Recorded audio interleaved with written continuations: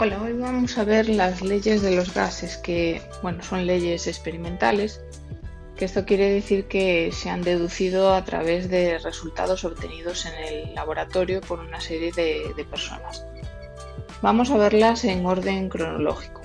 La primera de ellas, pues, es la ley de Boyle-Mariotte, que fue establecida en 1662 de forma simultánea e independiente por el inglés Robert Boyle y por el francés Mariotte. Por eso coge el nombre de los dos, porque lo hicieron al mismo tiempo y de forma independiente. Esta ley establece que, bueno, si la temperatura de un gas es constante,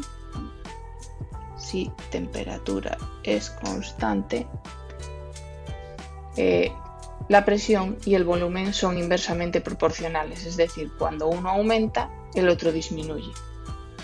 Si la temperatura es constante, si aumentamos la presión, el volumen disminuye. Eso es lo que nos quiere decir. Lo podemos ver en esta gráfica. Si tenemos esta temperatura constante y tenemos aquí un volumen inicial 1 y un volumen 2, pues podéis ver que aquí la presión 1 es superior a la presión 2, se ve muy pequeñito, ¿vale? Esta sería una gráfica donde se representaría el comportamiento del gas. Para verlo en la práctica vamos a echar mano de este dibujo que tenemos aquí a la derecha, donde veis que, bueno, la temperatura es constante. Tenemos aquí un relojito que nos mide la presión de este gas, esto es un gas, y tenemos aquí un recipiente graduado donde podemos medir el volumen, ¿vale? En la situación inicial veis que tenemos aquí una pita, que es lo que le da a este recipiente pues una presión de una atmósfera, y si midiéramos aquí pues veríamos que el volumen es 1 litro. Si a temperatura constante, es decir, en un sitio donde no varía la temperatura, con otra pita, de forma que la presión del gas pasa a ser de 2 atmósferas, su volumen, si lo midiéramos aquí, mediríamos 0,5 litros. Entonces, vemos que se ha reducido en este caso a la mitad, porque la presión se ha doblado, el volumen se ha reducido a la mitad. De forma matemática, ¿esto cómo se representa? Bueno, pues se representa así: P1 por V1, o presión inicial, volumen inicial, es igual a P2 por el volumen 2. ¿Vale? Esto es como se representa matemáticamente la ley de Boyle-Mariotte, que no es más que la representación matemática de esto que acabamos de ver aquí. Vamos a ver ahora la siguiente ley, que es la ley de Charles, o la ley de los gases a presión constante. Esta ley fue establecida en 1798 y dice que si la presión de un gas es constante, P igual a constante, su volumen y temperatura son directamente proporcionales, es decir, si la temperatura aumenta, también lo hará el volumen.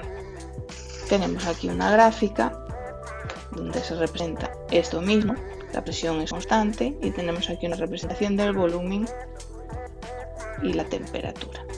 Entonces, para una temperatura inicial 1, vemos que tenemos un volumen 1. Si aumentamos su temperatura a este punto 2, pues tendríamos un resultado de volumen 2, es decir, ha aumentado el volumen, ¿cierto? Vamos a verlo en la representación gráfica, igual que o similar a la anterior. Tenemos el recipiente graduado donde podemos medir el volumen, tenemos una pesita que es lo que nos dice cuál es la presión del gas en el recipiente, y pasamos aquí, la verdad está invertido el dibujo, pasamos de esta temperatura de 300 Kelvin inicial y 0,5 litros. Si doblamos la temperatura, el volumen aumentará. ¿Vale? Aquí es que está mal escrito, pero si aumentamos la temperatura, el volumen aumentará. Realmente está mal representado. De forma matemática, pues esta ley se representa así. Volumen inicial dividido entre la temperatura inicial es igual al volumen final dividido por la temperatura final. ¿De acuerdo? Es así como se representa. Y vamos a la última de las leyes, que es la ley de Gay-Lussac. Fue establecida en 1802 y establece que si el volumen de un gas es constante, la presión y la temperatura son directamente proporcionales. ¿Esto qué quiere decir? Que si aumentamos la temperatura, aumenta la presión. Lo vemos aquí en esta gráfica, esta es la gráfica de presión y temperatura de un gas a volumen constante. Si tenemos una temperatura 1, pues para este gas le corresponderá esta presión 1.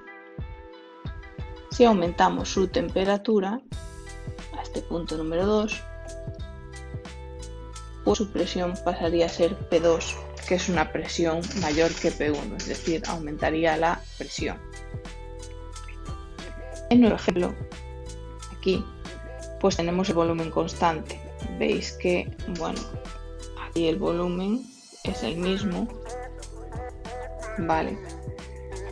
Si aumentamos la temperatura, pues por ejemplo en un horno, al principio tenemos 300 Kelvin y pasamos a tener 600 Kelvin.